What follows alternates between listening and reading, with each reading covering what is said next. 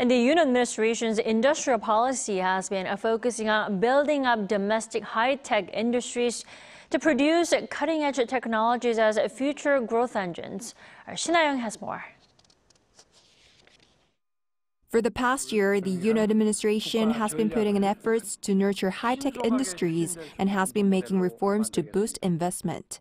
첨단산업은 핵심 성장 엔진이자 안보 전략 자산이고 우리 일자리와 민생과도 직결되고 있습니다.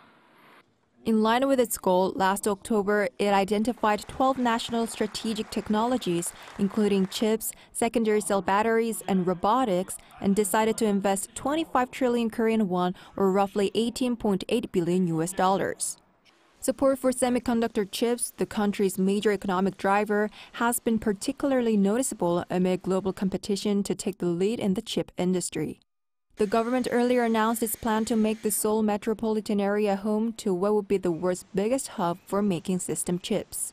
It has also taken steps to support corporate activities through tax benefits. Through the so-called K-Chips Act, the tax deduction rate for conglomerates and medium-sized businesses in selected tech industries has risen from 8% to 15%, while for smaller businesses, it has risen from 16% to 25%.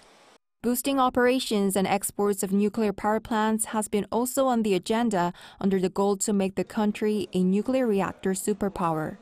Construction will soon resume at the Shin Ha-young nuclear power plant on reactors 3 and 4, which were halted in 2017 under the previous government's nuclear phase-out initiative. In terms of artificial intelligence, the government decided to spend around $300 million this year in spending infrastructure to develop AI. It also plans to nurture 10,000 software companies in the service sector at the center of an AI ecosystem by 2026. There were also remarkable achievements in the space industry, with the country's successful second launch of its homegrown Nuri space rocket, making it the 7th country in the world to have developed a space launch vehicle that can carry a satellite of more than a ton. This was followed by its first lunar orbiter Danuri, which successfully entered its target orbit of the moon. On top of that, there are plans to establish a National Aeronautics Administration, or Korean version of NASA, within this year. One expert said the Yoon administration's early moves have encouraged investment. Delays in legislation and policy-making hinder firms from investing.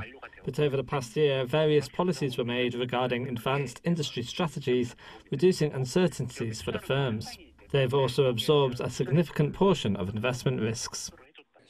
He added that the government should continue to engage with the private sector through effective communication channels so that companies can better accept policies. Shin Ha-young, Arirang News.